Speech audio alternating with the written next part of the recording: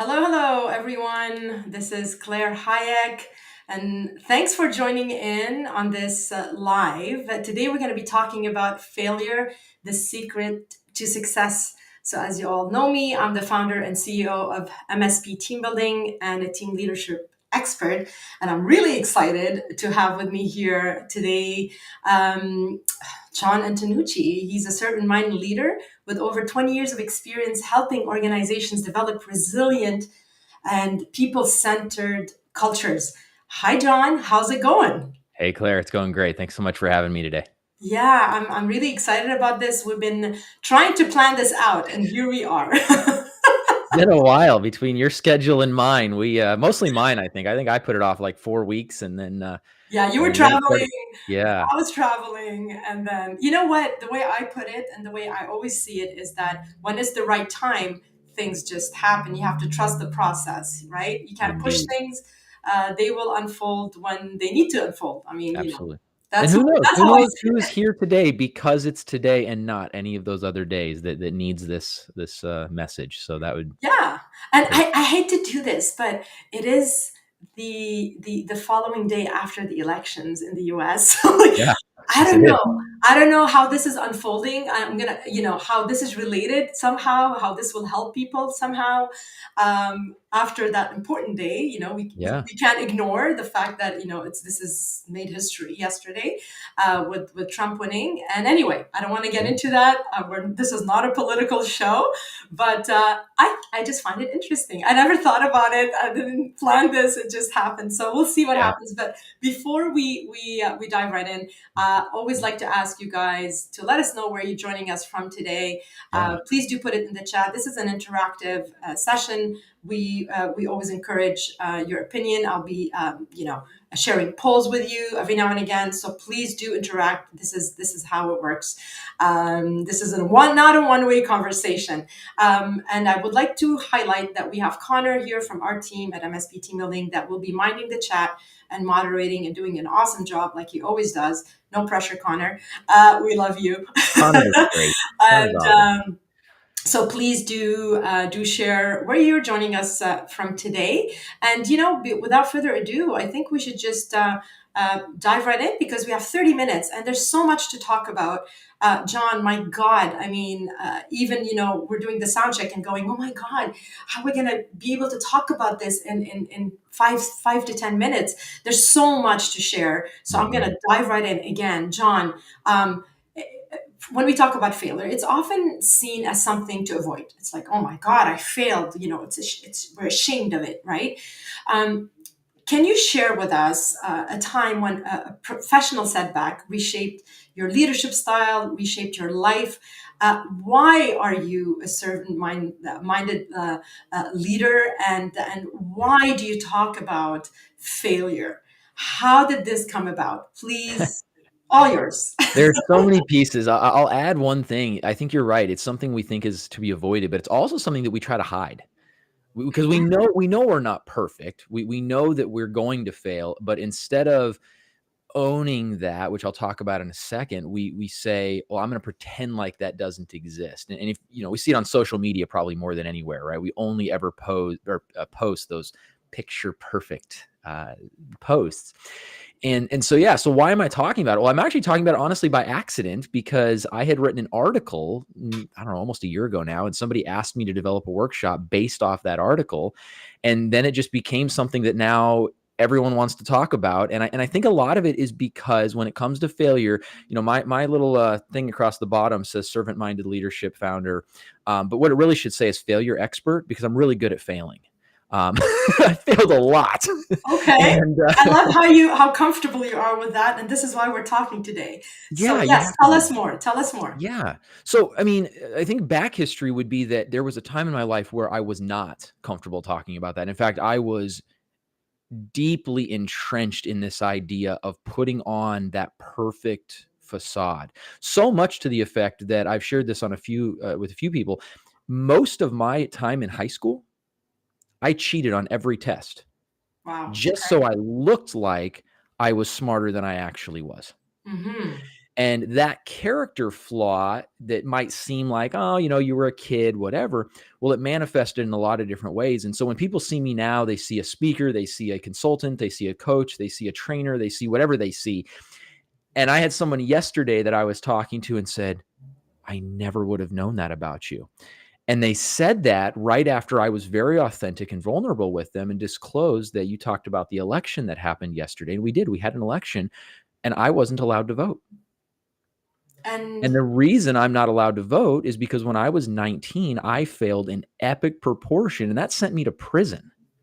mhm, And I'm happy to share that story maybe at another time where we have more time and not just 30 minutes and we're not, but it was a massive failure that exposed real character flaws in my life. And without that massive failure, which I have no excuse for, I should have known better in every regard. right. But without that, I would not have grown into the person that now gets to sit here and talk with you today. And so that kind of brought down all of that superficial nonsense that I had built up, that Mhm, perfect facade that I had at one time in my life, and all of my perceived successes and all my successes came crumbling and all of my lies got exposed. And it mm, was kind of just me laid bare going, well, this isn't a good look. And I had a right. choice. I had a choice. I could either continue on the same path or I could learn from it. And that's really the message that I know we'll get into as we go through this time together today, is that failure is not final if we learn from it. Yes, and I love this. Obviously, this is a very sensitive subject, and I do applaud your courage to discuss this and actually turn this experience that was massive for you in your life into something to serve others. And now, obviously, I see the connection with your title and how Yeah. you put it is that this happened. This happened in your life for a reason, and we can choose to ignore it and be bitter and be upset about it and play the victim, or we can own it and change our mindset and see it as Tony Robbins talks about this all the time. Life happens for you and not to you, Yeah. right? Yeah. So if we change our mindset and see our failures as something happening for us, like why is this happening right now? Yeah. Why me? Why now? Then you kind of detach yourself from it and go, okay, how can I turn this around? What can I take out of it? And how can I create something positive out of it, and how can I Yeah. help other people in the process? So I applaud your courage and I applaud the initiative. And when we first met in Greenville, actually, it was just like a when you shared your story with me, it was a big shock. I was like, what? Whoa, hold on a sec. Yeah. And if anybody knows me well, I'm such a non-judgmental person. That didn't change anything. It was actually more interesting for me. It's like, oh my God, tell me more, because Yeah. I found that fascinating that you were able to turn your life around and have that big impact on people. So again, kudos to you. Let's share a little question here with our attendees. So, do you feel comfortable discussing failure within your team, at your job, in your day to day, even in your personal life? Right. Drop a yes or a no in the chat. We really want to hear from you, and I will be sharing the answers live on screen. And again, want to remind you that if you have any questions for us, basically we're gonna tackle this on later on with our little 30-minute. Oh my God, we need to get going here. But yes, please do put it in the chat if you feel comfortable, yes or no, and we'll get back to the chat shortly. All right, so moving along here, John. So what are basically, I just want to know, like, what are some practical steps, because we want to add value to our listeners. We want to see, okay, great, now we understand what failure can do and how we can turn it around, but what are some steps and tools you can share with us that leaders can take to create a culture where failure is accepted, is viewed as something we learn from, and as opposed to a setback? Yeah, I think culture can't be affected until mindset is. And so the first thing that has to be dealt with is the mindset of what is failure? What does it mean? We have to stop seeing failure as the end. And I also think that we have to start looking when we see something happening as failure, we have to recognize that the more we deny it or hide it, the worse it becomes. Right.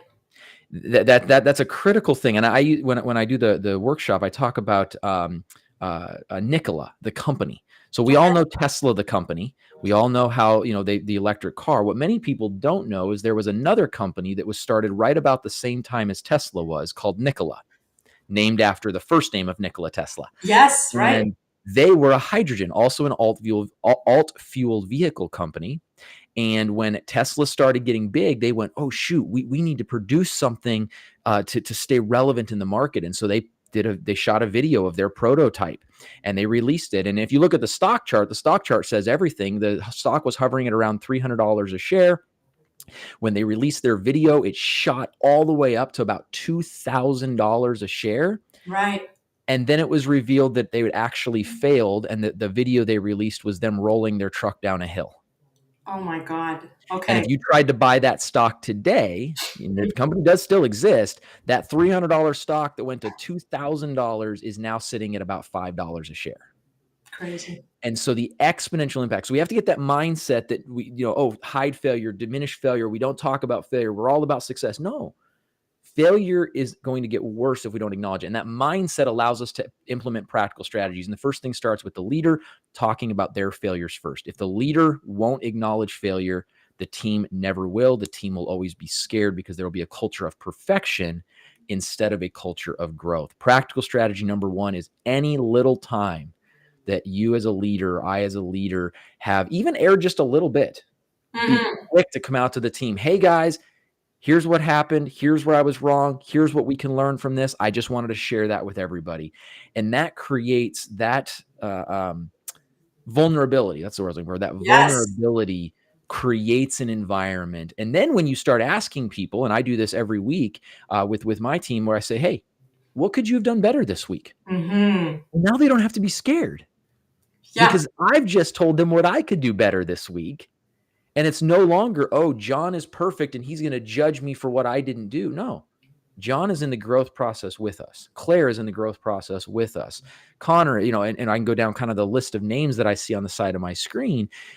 We're in this growth process together. So I would say the first thing is adjust the mindset so that the strategies can be implemented. And strategy number one is be quick to admit it as a leader, and then solicit it in a supportive environment from your team. Yeah, yeah, and it's quite interesting. Here, some of the comments in the chat about this, that some are comfortable, some, I mean, we got here. I just Rosalind shared this earlier on as you were explaining this, Jon. That yes, failure is not the end. That's the right attitude. And Connor's like, he's not always comfortable with it, and I don't want to speak for Connor here, but we work together, and he is hard on himself, and quite often him and I are having the conversations like, it's fine, don't worry about it, it's okay, what can we learn from this, how can we move on?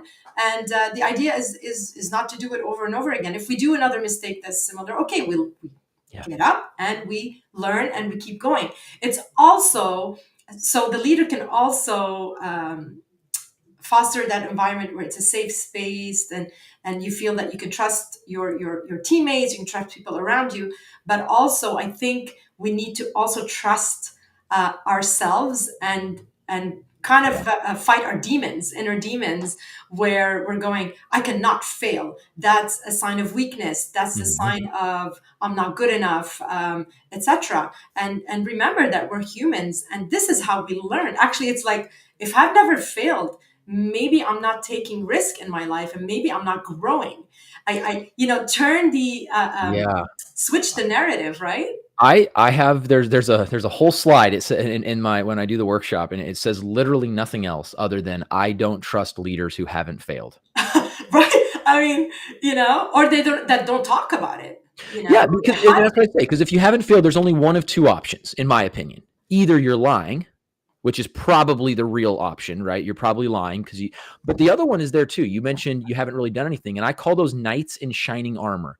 And I know from like the romantic perspective, oh, he's my knight in shining armor. But if you think about it, knights, soldiers that went out to battle and actually accomplished something, Yeah. didn't have shining armor. Their armor was dinged and grassy and bloody and scratched and scuffed and missing. And that's the armor that shows I went out and I conquered something and I accomplished something.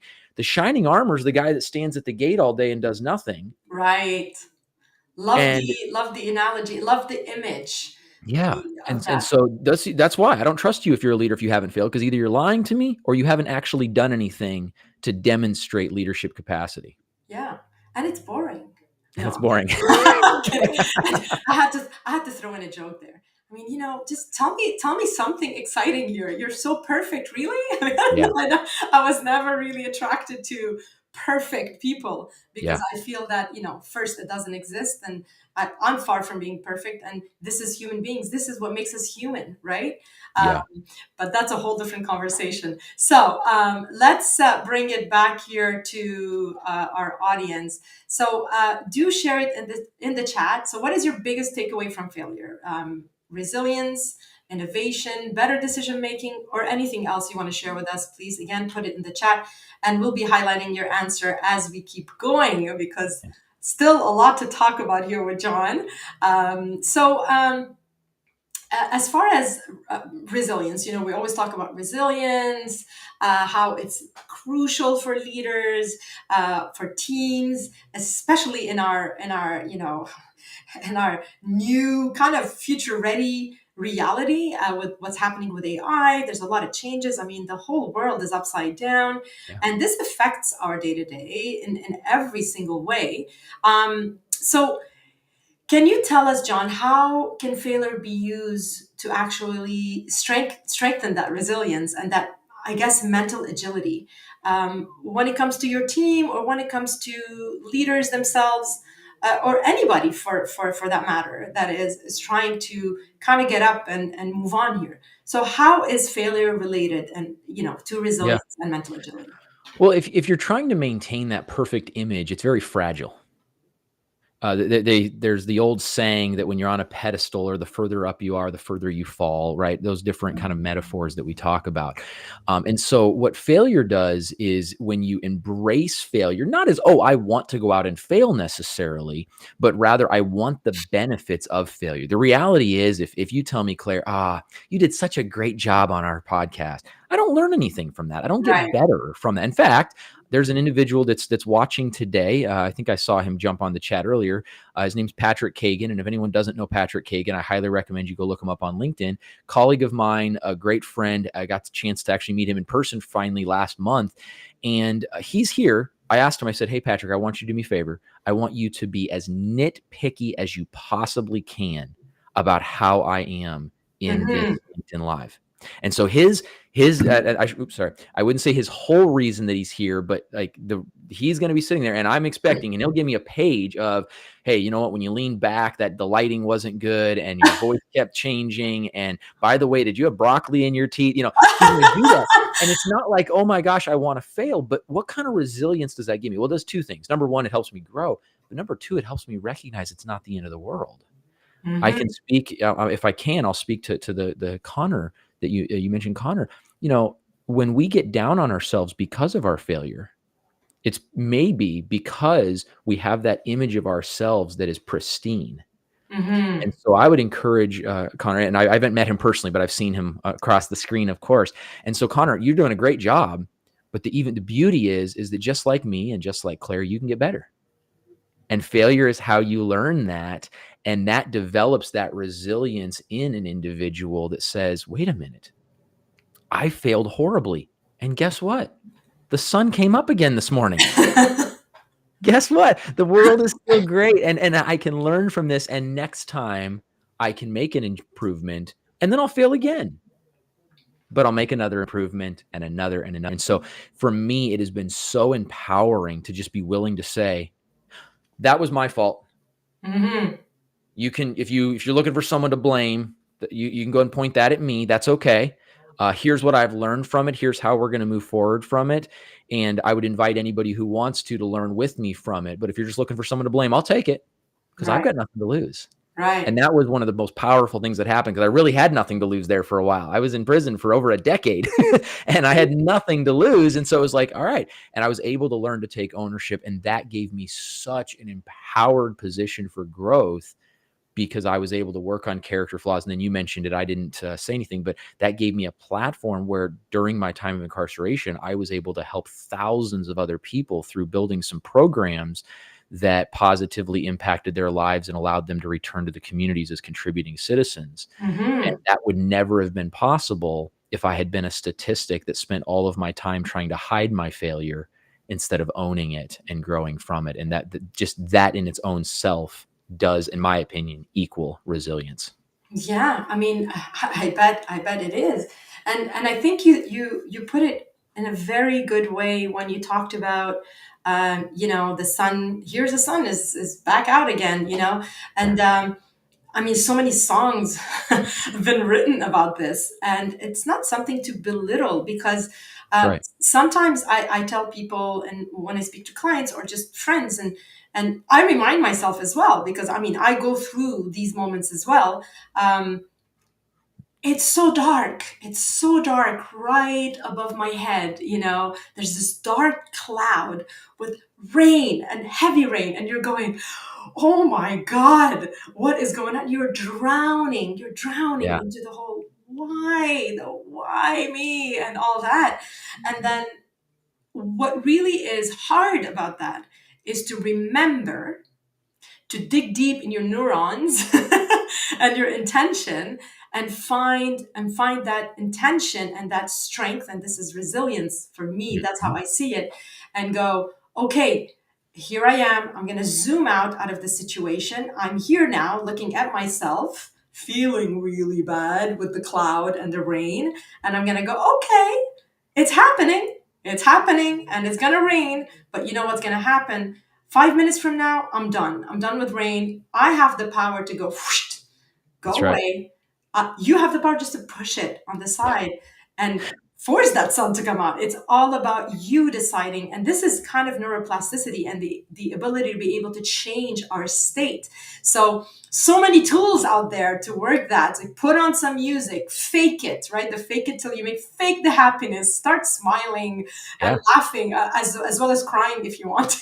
But it actually just changes your mood. Go for a walk, go for a jog, do some squats, do something. Yeah. But And that will help you push that cloud away. But that is crucial. That is it so is. hard to do sometimes. We don't remember it.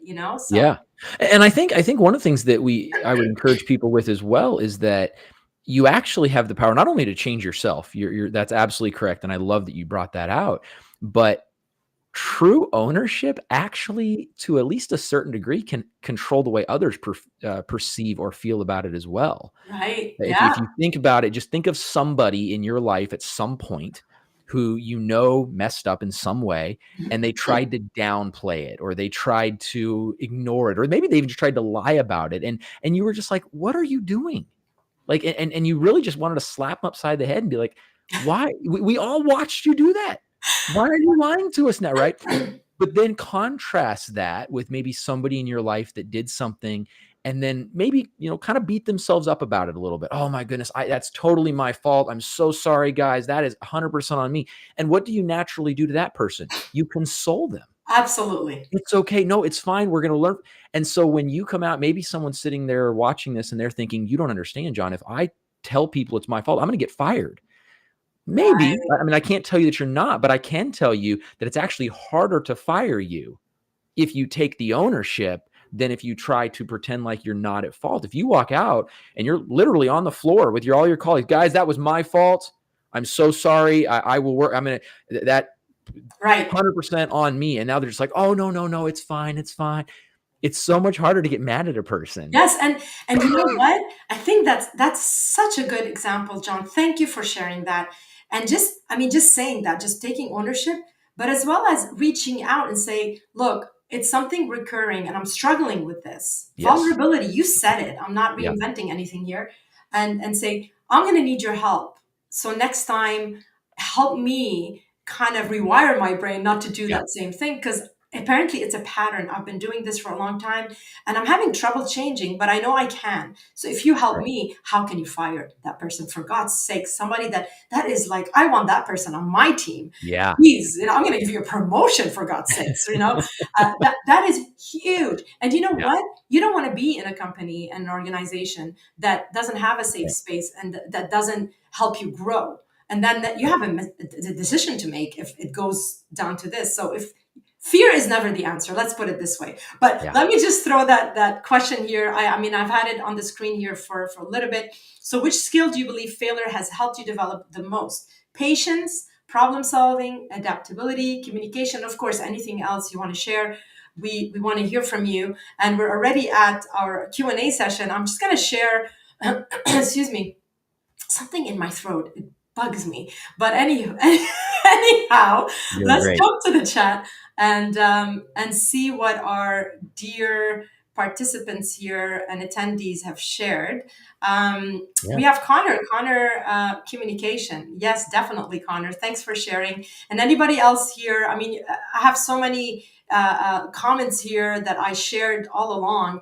And I think a lot of our attendees do agree when it came to resilience, when it came to growth, and how failure can help us do that. So, I mean, John, I guess, any last words you want to share with, any advice you want to share with our attendees and whoever's watching the replay here, Yeah. as far as failure and, something to part with before I go on about what's happening next week. So, Sure.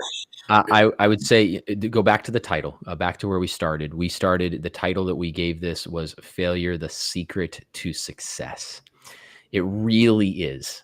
It is through failure that we learn. It is through failure that we grow. It is through failure that we really are able to become all we can be. And so if you want to become successful, this is not original to me, but there's the old quote, if you want to succeed, double your rate of failure. mm, That I think has to be our mentality. And it's been a joy being with you, and as well as sharing this message in other contexts, to just say, guys, listen, I am living proof. You can fail royally. It does not mean that things are over. And in fact, it very well may mean that things are better than they ever were. I love how it's a total shift Yeah. of how you look at things. And I think this is where brilliant people shine, is their Yeah. ability to do that. And I mean, the secret here is that we all can do that. We just have Indeed. to decide. We just have to decide to be conscious of our reactions and Yeah. change them. Um, I always bring in the whole neural Got to. leadership and neuroplasticity and our Got to. ability to transform our Yeah. ways, right? So here you go. So I put a little a message here at the bottom of the screen. If you want to know more info about this amazing conference that John basically offers, please do put the word failure to success, actually 3 words, in the chat or under comments. Even if you put it post live, we will see it.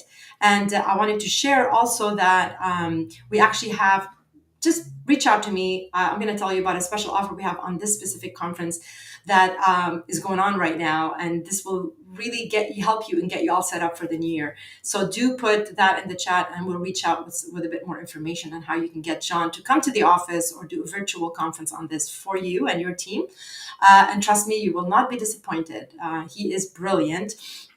And I'm very, very happy to call you a friend. And I literally met you earlier this year. So it's great to have you, John. And before we wrap up here, I just wanted to share with everyone that we do have a webinar happening actually tomorrow. It's crazy. Time flies. And basically, the webinar is about neuroleadership and AI productivity. It is free. It's for an hour and a half. And we're going to be sharing tools and tips on how to leverage neuroscience and improve your leadership. And it really meets what you're talking about here, but more focus on neuroleadership and transformation to really be ready for leadership in 2025 and beyond, because there's so much everything's changing at such a rapid rate, and you need to Yeah. be ready for it. So this was a great webinar, and we'll also touch on AI and how we can leverage AI, and not to replace our jobs. Okay, that's not what we're doing here. Just keep an open mind, and AI could really help you shave off 3 to 5 hours a week. Trust me, it works for me, and it works so many people I know. So scan the code. We'll also share the link in the comment. Please do register, even if you can't make it. It's tomorrow at 1 p.m. EST. If you can't make it, if you register, you'll get the replay. If you don't register, you don't. Simple. And moving on, next Wednesday, we're going to have a special guest, and we're going to talk about communication across borders and how they can be seamless. And Cindy Writing will be sharing her expertise on that. Great subject. So we're looking forward to it. And I think I'm done, pretty much. Jon, again, I am so excited to have you with us, and of sharing basically your knowledge with us. And I hope to see you soon. And please do keep in touch. And again, people, if you want to learn more about this conference, do type failure to success in the chat, and we'll reach out with this special offer that Jon is so generously sharing with us here at MSP Team Building. Thanks again, everyone. Have a wonderful afternoon.